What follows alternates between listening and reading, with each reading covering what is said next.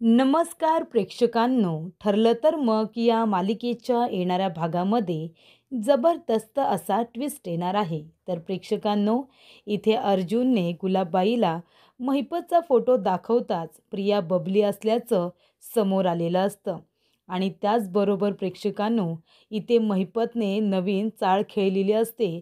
तर महिपतने सचिनला किडनॅप केलेलं असतं आणि किडनॅप करून सचिनला चांगले फटके दिल्यानंतर इथे सचिन पोपटासारखा बोलायला लागलेला असतो. तेव्हा सत्याचा उलगडा होताच इथे आता सचिन हा सुभेदारांचा जावई आणि अस्मिताचा नवरा असल्याचं महिपत आणि साक्षी या दोघांना कळलेलं असतं.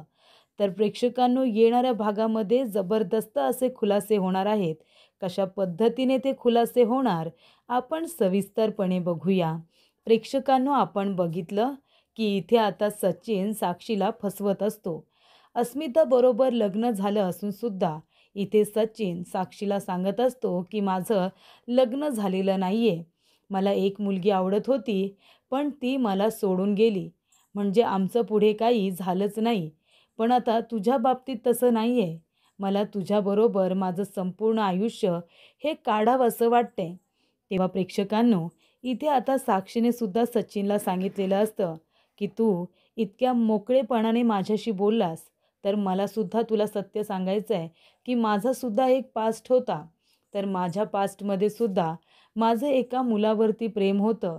अगदी साखरपुड्याच्या दिवशी मला त्याचं सत्य समजलं आणि त्यानंतर आमचा साखरपुडा मोडला आणि त्यानंतर मी कुणाच्याही प्रेमात पडलेली नाही आहे. मला तुझ्याबद्दल जे वाटतं ते कुणाबाबतही वाटत नाही, असं प्रेक्षकांनो साक्षी आता सचिनला सांगते.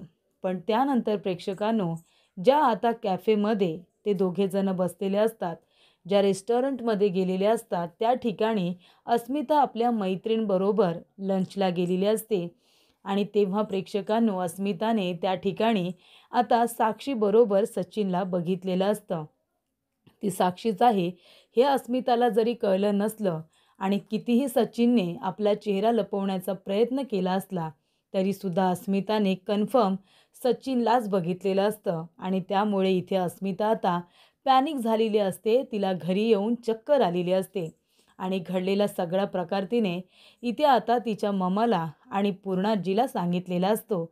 त्यानंतर प्रेक्षकांनो, अस्मिता वारंवार फोन करून सुद्धा सचिन काही फोन उचलायला तयार नसतो. पण याच्यामध्ये अजून एक महत्त्वाची गोष्ट घडलेली असते, ती म्हणजे साक्षीला सचिनच्या या वागण्यावरती खूपच जास्त संशय आलेला असतो आणि त्यामुळे प्रेक्षकांनो, इथे आता सचिन चांगलाच आता तिच्यापासून महत्त्वाची गोष्ट लपवतोय.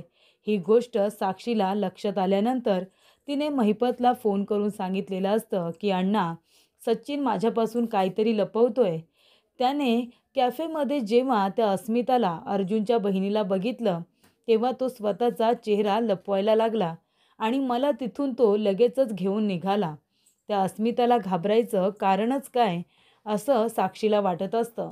तेव्हा महिपत म्हणतो, तू काळजी करू नको बेटा, त्याची आता सगळी जन्मकुंडली काढतो आणि तुझ्यासमोर हजर करतो.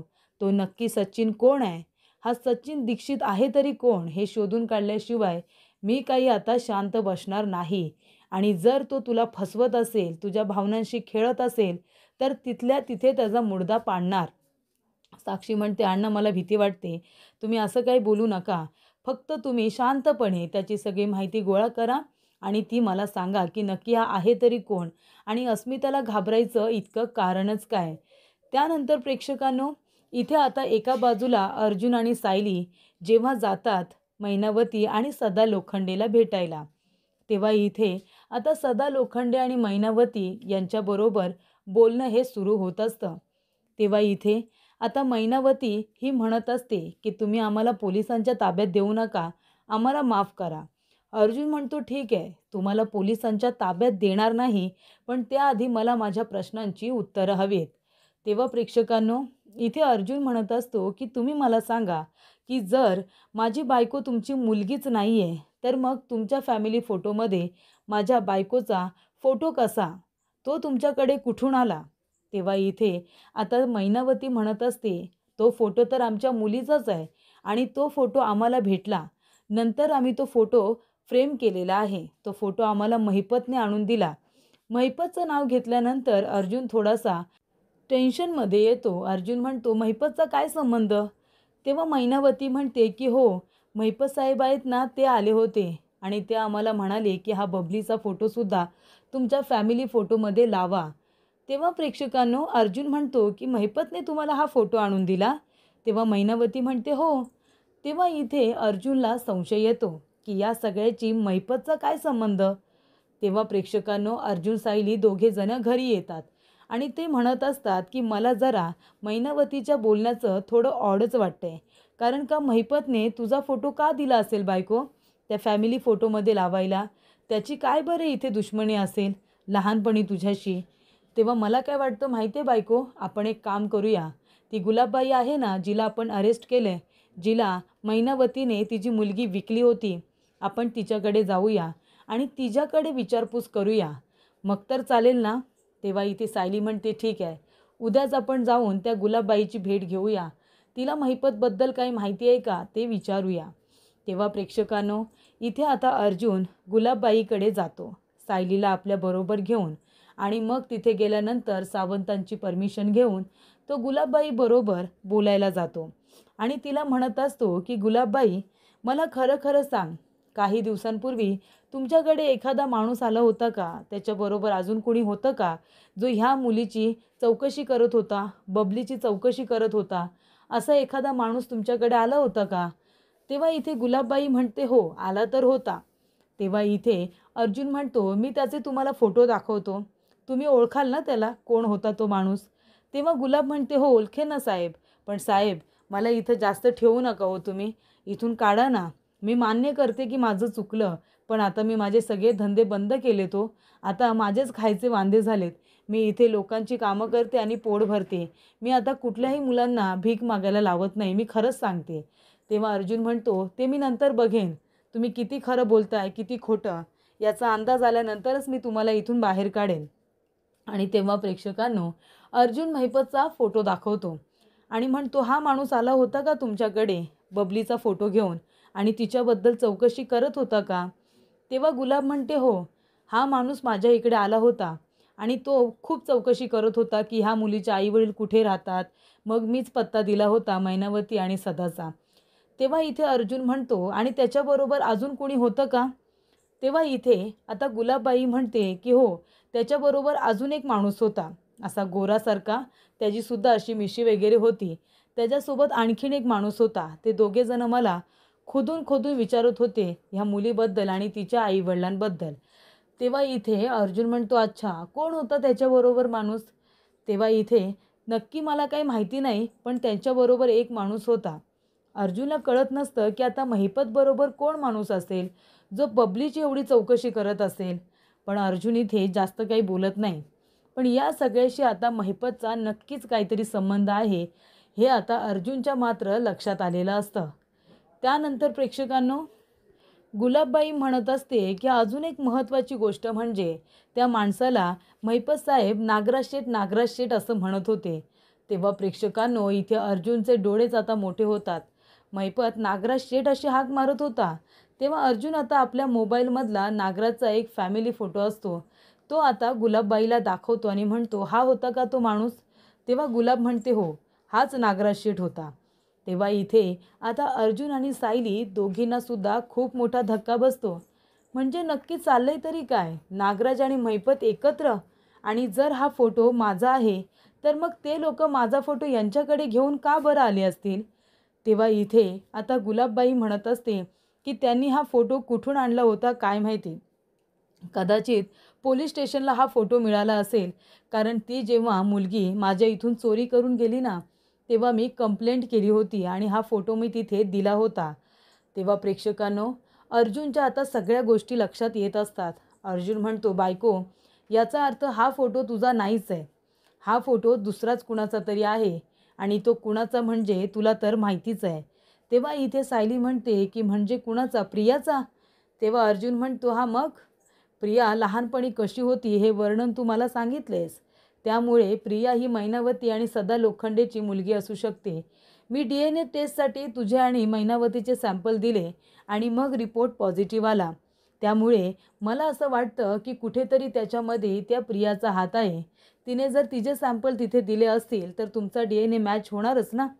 तेव्हा इथे प्रिया नक्की आश्रमातून 2 गाठोडी घेऊन का गायब झाली होती ते मला आत्ता कळतंय. तुझी खरी ओळख तिने चोरलेली आहे आणि तिचा फोटो तुझ्याकडे आलाय बायको. तेव्हा प्रेक्षकांनो, इथे आता खूप मोठ्या सत्याचा उलगडा झालेला असतो. खरी बबली ही प्रिया असल्याचं आता समोर आलेलं असतं. नागराज आणि महिपत हे दोघं जण आणि त्याचबरोबर प्रियाचं त्यांच्याशी कनेक्शन कसं आहे हे अर्जुनला बऱ्यापैकी माहीत असल्यामुळे इथे आता सत्य समोर आलेलं असतं की हा फोटो बायको तुझा नाही आहे. नक्कीच काहीतरी मोठं षडयंत्र रचण्यात आलेलं आहे. सगळ्यात महत्त्वाचं तर तुझी आणि मैनावतीची पुन्हा एकदा DNA टेस्ट करावी लागेल. आणि प्रेक्षकांनो, जेव्हा इथे DNA टेस्ट केली जाते तेव्हा इथे रिपोर्ट नेगेटिव्ह आलेला असतो. तेव्हा अर्जुन म्हणतो, बायको बघितलंस ना, याचा अर्थ आपल्याला आलेला संशय अगदी खरा आहे. तुझी मैनावती आई नाही आहे. मला असं वाटतं प्रियानेच ह्याच्यामध्ये काहीतरी गडबड केलेली आहे. पण तिने हे सगळं का केलं आणि कशासाठी आणि कुणाच्या मदतीने या सगळ्या गोष्टी आपल्याला शोधून काढाव्या लागणार आहेत. आणि त्यामुळे प्रेक्षकांनो, इथे आता अर्जुनने प्रियाबाबतची सगळी माहिती पुन्हा एकदा गोळा करण्याचा प्रयत्न केलेला असतो. तो म्हणतो की आपल्याला एक काम करावं लागेल. आता आपल्याला प्रिया आणि मैनावती या दोघींची DNA टेस्ट करावी लागेल. आणि त्या दोघींची DNA टेस्ट केल्यानंतर जर मैनावती आणि प्रिया यांची DNA टेस्ट मॅच झाली तर खरी बबली प्रिया असल्याचं समोर येईल, असं आता अर्जुनने ठरवलेलं असतं. आणि त्यामुळे प्रेक्षकांनो, इथे आता अर्जुनचं खूप मोठं टेन्शन दूर होणार असतं. कारण जेव्हा इथे अर्जुन आता प्रियाच्या केसांचे सॅम्पल मिळवतो आणि मैनावतीचे सॅम्पल घेऊन तो जेव्हा DNA टेस्ट करतो तेव्हा रिपोर्ट हा पॉझिटिव्ह आलेला असतो. तेव्हा अर्जुन म्हणतो, अच्छा, म्हणजे खरी बबली ही तू नाही आहेस बायको, खरी बबली तर प्रिया आहे. हे आता अर्जुनला समजलेलं असतं. त्यानंतर प्रेक्षकांनो, इथे आता महत्त्वाची गोष्ट म्हणजे महिपतने आपली माणसं कामाला लावलेली असतात. आणि महिपतने इथे सचिन दीक्षितची सगळी माहिती काढलेली असते. आणि तेव्हा महिपतला कळलेलं असतं की सचिन इथे साक्षीला फसवण्याचं काम करतोय. आणि तेव्हा इथे सचिनला आता किडनॅप करून ठेवण्यात येतं. सचिनचे हातपाय बांधले जातात. आणि तेव्हा महिपत म्हणत असतो की सचिन, खरं खरं सांग, माझ्या पोरीच्या घरात राहतोस, तिथे खातोस पितोस आणि तिच्याशीच खोटं बोलतोस का? खरं खरं सांग, माझ्या पोरीला का फसवतोयस तू? तेव्हा सचिन म्हणतो, एक मिनिट, मी तुमच्या मुलीला फसवत नाही आहे, हे काय बोलताय तुम्ही? तेव्हा इथे महिपत म्हणतो, तू माझ्या पोरीला फसवत नाहीस, खरं बोलतोयस का तू? मग त्या अर्जुन सुभेदाराच्या बहिणीला बघून का पळालास? त्या अस्मिताला बघून का पळालास? नक्कीच तुझ्या मनामध्ये काहीतरी खोट आहे. आणि इथे आता महिपत आपली बंदूक काढतो, 2-3 त्याच्या थोबाडीत देतो आणि म्हणतो, खरं खरं बोलायचा, नाहीतर ह्या सगळ्या बंदुकीतल्या गोळ्या तुझ्या डोक्यात उतरवायला मला वेळ लागणार नाही. विचार साक्षीला विचार. मी तुझा खून करायला सुद्धा मागे पुढे बघणार नाही आणि त्यासाठी मला शिक्षासुद्धा होणार नाही. कारण तू कोण आहेस, कुठून आलायस, आम्हाला काय माहिती? तेव्हा आता खरं खरं बोलायचं. तू नेमका कोण आहेस? जर तुला मरायचं नसेल तर खरं बोल आणि मोकळा हो. तेव्हा इथे सचिन म्हणत असतो की मी खरंच सांगतोय, मी खोटं बोलत नाही आहे. तेव्हा इथे महिपत अजून एक त्याच्या थोबाडीत देतो आणि म्हणतो, आता खरं बोलायचं, आता खोटं नाही. एकसुद्धा शब्द जरी खोटं बोललास तरीसुद्धा मी तुला सोडणार नाही. तेव्हा इथे सचिन म्हणतो की ठीक आहे, मी तुम्हाला खरंच सांगतो की मी सुभेदारांचा जावई आहे आणि अस्मिताचा नवरा सचिन दीक्षित आहे. तुम्हाला अगदी बरोबर माहिती मिळाली. तेव्हा प्रेक्षकांनो, इथे आता महिपतने चांगले फटके दिल्यानंतर सचिनला ते सहन होत नाही आणि मग त्याला खरंच बोलावं लागतं. आणि तेव्हा प्रेक्षकांनो, इथे आता साक्षीचं हृदय पूर्णपणे ब्रेक झालेलं असतं. साक्षीचं हृदय तुटलेलं असतं. आणि त्यामुळे प्रेक्षकांनो, साक्षी इथे भयंकर रडायला लागते आणि सचिनने तिला का फसवलं याचं कारण विचारत असते. तर अशा रीतीने प्रेक्षकांनो, महिपतने आता सचिनला किडनॅप केल्यानंतर, सचिनला फटके दिल्यानंतर त्याने सांगितलेलं असतं की तो सुभेदारांचा जावई आहे आणि अस्मिताचा नवरा आहे. त्यामुळे साक्षीला खूप मोठा धक्का हा बसलेला असतो, जणू काही पायाखालची जमीनच सरकलेली असते.